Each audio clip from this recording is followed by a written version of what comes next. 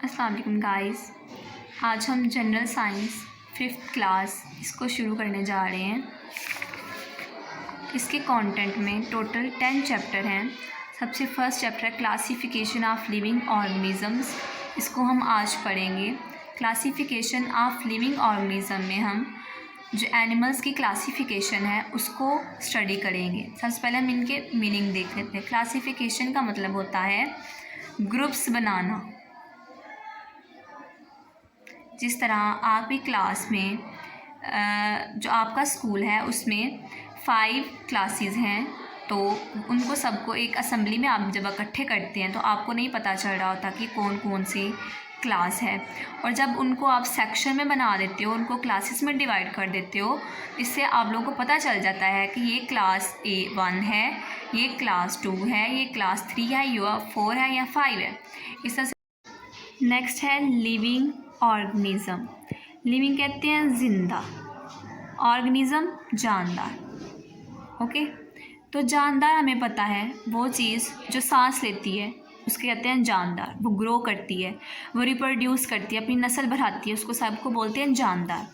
आज हम जो है इस चैप्टर के अंदर कंप्लीट चैप्टर तो गो थ्रू नहीं करेंगे, कुछ टॉपिक्स करेंगे और उनका ओवरव्यू लेंगे। ओके, सबसे पहला टॉपिक है क्लासिफिकेशन ऑफ ऑर्गेनिजम्स, यानी कि जानदारों के ग्रुप्स।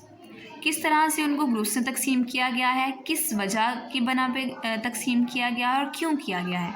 यहाँ पे एक एक्टिविटी है। यहाँ पे हमने गावा, फाउल, पिजन, मैंगो इस तरह के कुछ एनिमल्स लिए हैं। साथ में हमने कुछ प्लांट्स भी लिए हैं। इनको हमने क्या कर दिया, ग्रुप्स बना दिए। जैसे हमने ग्रुप नंबर 1 है, ग्रुप नंबर 2 है, ग्रुप नंबर 3, ग्रुप नंबर 4 है। इन सब को हमने ग्रुप्स में डिवाइड कर दिया। फिर जब इनके ग्रुप्स बनाए, एक जैसे एनिमल्स को एक जैसे ग्रुप में रखा, तो हमें पता चल गया था कि कितने ग्रुप्स हैं और कुछ किस से रिलेट करते हैं। इस सारे प्रोसेस को कहते हैं क्लासिफिकेशन ऑफ ऑर्गेनिजम्स। आगे है इसकी इम्पोर्टेंस मीन अहमियत ऑफ क्लासिफिकेशन। क्लासिफिकेशन की अहमियत ये है कि हमें पता चल जाता है कि इस ग्रुप के एनिमल्स, यानी कि ये ग्रुप A है, इट्स अ ग्रुप B, इस ग्रुप के एनिमल और इस ग्रुप के एनिमल, इस ग्रुप के जानदार, इस ग्रुप के जानदार किस तरह से हैं, ये किस तरह से हैं, ये किस तरह का खाना खाते हैं, ये किस तरह का खाना खाते हैं। तो हमें एनिमल्स के बारे में जो डिटेल्स हैं, उनकी जो खसूसियात हैं, उनकी जो करैक्टरिस्टिक्स हैं, ठीक है, इनके बारे में पता चल जाता है। यही इसकी इम्पोर्टेंस। नेक्स्ट टॉपिक है 5 किंगडम सिस्टम। 5 किंगडम सिस्टम, ठीक है। इसमें ये ऐसा सिस्टम है जो कि पूरी दुनिया के जानदारों को 5 हिस्सों में या फिर 5 बड़े ग्रुप में तकसीम करता है, ठीक है। इस दुनिया में जितने भी जानदार हैं, जो सांस लेते हैं, जो खाना खाते हैं, जो रिप्रोड्यूस करते हैं, जो हमें आँख से नज़र भी नहीं आते, जो आँख से नज़र भी आते हैं, जो दूध पिलाते हैं, जो उड़ते हैं, जो रेंगते हैं, इन सब जानदारों को कितने ग्रुप्स में तकसीम किया गया है? 5 ग्रुप्स में। First is Monera, second protista, third वाला फंजाई है, फिर प्लांटी है और एनिमीलिया है। ये 5 किंग। तो आपने कहना है 5 किंगडम सिस्टम में मोनेरा, प्रोटिस्टा, फंजाई, प्लांटी और एनिमीलिया आते हैं। ये 5 किंगडम हैं और इनके अंदर, मतलब मैं कह दूँ, ये क्लास नंबर 1 है, क्लास नंबर 2 है, क्लास नंबर 3, 4, 5।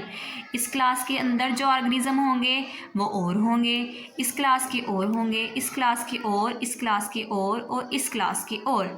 अब हम मोनेरा को पढ़ेंगे। मोनेरा जो होते हैं, इसमें सारे बैक्टीरिया आते हैं। क्या आते हैं? बैक्टीरिया जो होते हैं बच्चों, ये हमें आँख से नज़र नहीं आते, ये छोटे छोटे होते हैं। इनको बोलते हैं माइक्रो ऑर्गेनिज्म। इनको हम माइक्रोस्कोप के ज़रिए देखते हैं। इनकी जो बॉडी होती है उसके अंदर एक सेल होता है, सिंगल सेल, ठीक है। तो ये किस किंगडम में आते हैं? मोनेरा में। नेक्स्ट है पर्टिस्टा जो किंगडम है वो है अमेबा का, पैरामेशियम का, स्पायरोजाइरा का। ये जो होते हैं पर्टिस्टा, ये मोस्टली वाटर में होते हैं। कहाँ पे होते हैं? वाटर में, ओशंस में, दरियाओं में, समंदरों में, ठीक है, वहाँ पे पाए जाते हैं, ठीक है। और ये इनके अंदर भी जो होता है एक सेल या एक से ज़्यादा सेल्स हो सकते हैं प्रोटिस्टा, और इनकी शेप इस तरह से होती है। ये भी माइक्रो ऑर्गेनिज्म होते हैं और ये हमें आम आँख से नज़र नहीं आते। इनको देखने के लिए हम माइक्रोस्कोप यूज़ करते हैं बच्चों। नेक्स्ट जो हम थर्ड वाला किंगडम पढ़ने जा रहे हैं विच इज़ फंजाई। इसको फंगी भी बोलते हैं। आप कहते हैं, अक्सर बच्चे कहते हैं गांव के अंदर कि इस तरह से होती हैं सांप की छतरियाँ, यहाँ पे सांप रहता है। जहाँ पे भी ये होंगी समझ आ जाएगी हमें सांप की छतरियाँ। तो इसको बच्चों आपने सांप की छतरी नहीं कहना, बल्कि ये मशरूम्स होते हैं और ये फंजाई में आते हैं, ठीक है। पौधों की तरह के होते हैं, ठीक है, लेकिन ये कौन है? फंजाई हैं, ठीक है। ये फंजाई होते हैं या फंगी भी पढ़ सकते हो उसको, ठीक है। ये थर्ड किंगडम। इसके अंदर राइजोपस, यीस्ट, ये सारी एग्जाम्पल फंजाई की। आपने सिर्फ नाम याद करने हैं किंगडम्स के, उसके अंदर जो एनिमल्स आते हैं उनको याद करना है, ठीक है। आगे है प्लांटी। नाम से ज़ाहिर हो रहा है प्लांट्स, पौधे, ट्रीज़, ओके। तो आप किंगडम नंबर 4 है, ये है प्लांटी। इसमें सारे प्लांट्स आएंगे, ठीक है।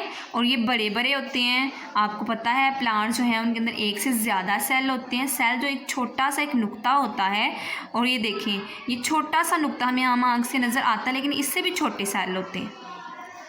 इन प्लांट्स के अंदर जो प्लांटी होती हैं, फ्लावरिंग प्लांट आ जाते हैं जिनके ऊपर फूल लगते हैं, नॉन फ्लावरिंग प्लांट आ जाते हैं जैसे कि ये पाइन है, फर्न है, इनके ऊपर फूल नहीं लगते, ठीक है। प्लांटी जो किंगडम है इसके अंदर पूरी दुनिया के प्लांट्स जो हैं वो सारे इस किंगडम में आ जाते हैं, ठीक है। ये ग्रुप नंबर 4 है।